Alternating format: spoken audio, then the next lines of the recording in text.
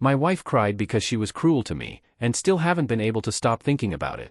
Hello, I've never posted here, I'm sorry, I really don't know exactly how to start to tell this story, especially, because I know it makes me look like a total prick. My wife and I have been together for around 4 years, married after 6 months dating, and it's been mostly a dream since then, except for this one thing. She just likes to laugh and goof around, and a lot of her joking around tends to hit in the opposite effect than intended. I'm normally not gonna get upset about that kind of thing. It's not an everyday thing, but maybe weekly? Okay, ton of context out of the way now. Last night my wife and I both had a hard day at work. I think. We didn't get to talk about it, because the minute we got home there was more work. You know how it is, dogs made a hell of a mess. Yeah, so we were pretty stressed and out of it, and all I wanted to do was watch the movie she picked out and go to bed. But then she decided it would be funny to drop a couple jokes about my appearance, specifically about one aspect of that appearance I have problems with. That day, I was just so tired and upset already, and I just looked at her and said, "Ow," and she laughed again, but I didn't drop it, and I insisted on an answer to why she would say that about me.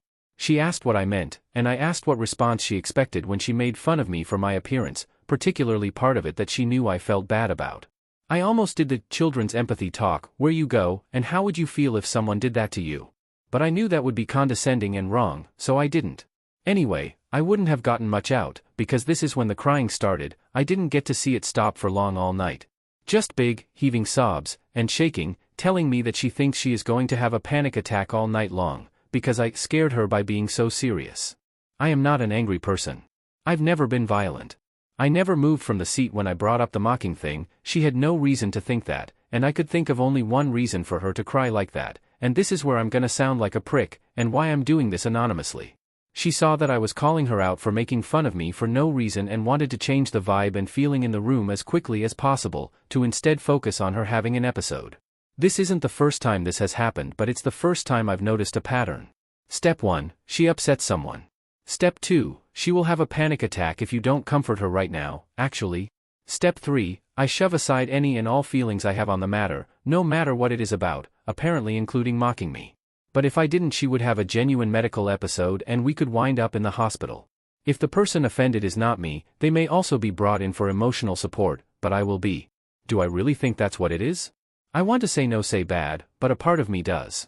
Don't get me wrong, 99.9999% of me isn't a prick, but that very small part? It's something I cannot stop thinking about, and I don't know if I want to bury myself alive or go to marriage counseling, because one of us have a problem, because if she is doing that, what? But because she isn't, instead I have the problem, and currently feel like I am going through some kind of psycho-werewolf transformation type thing. Totally normal and cool with my wife right up until the full moon is out, and then I turn into a rabid animal and accuse her of faking her mental health diagnosis, apparently. Like the monster you are? XD. Update. So I didn't think I would update, because after we talked about my thoughts on the issue, it was an even bigger panic attack and sobbing and asking if I thought she was evil and all this other stuff that made me feel like a devil incarnate for ever even beginning to doubt her. We went back to the usual and I had to deal with more of it. I didn't mention in the last one, but this issue she had didn't just apply to me, it was for everyone and everything that could upset her, and no matter what therapy or meds she was prescribed, it did nothing at all. It wore me down so bad I was sleeping badly and just about lost my job because I couldn't focus, because what if she had a panic attack at work? What if I wasn't there and she needed me? We had been genuinely talking about her quitting her job, at least until we found something that worked to combat the stress and anxiety she seemed to be feeling all the damn time. All of which made me feel all the more pathetic after I found out she was cheating on me.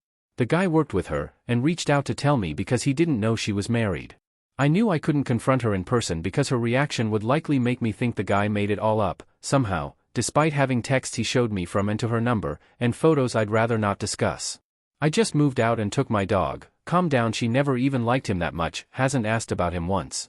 Anyway, I texted her that I knew and was going to talk to a lawyer and asked that she did the same. A lot of crying voicemails and saying she didn't know what I was talking about, followed by trickle-truthing in text messages while I was on my friend's couch. We're still in the middle of everything, but it's pretty cut and dry, hardly any marital assets worth speaking of, and the lease is in her name. I honestly am surprised by how little heartbreak I actually felt, coupled with a weird sense of relief.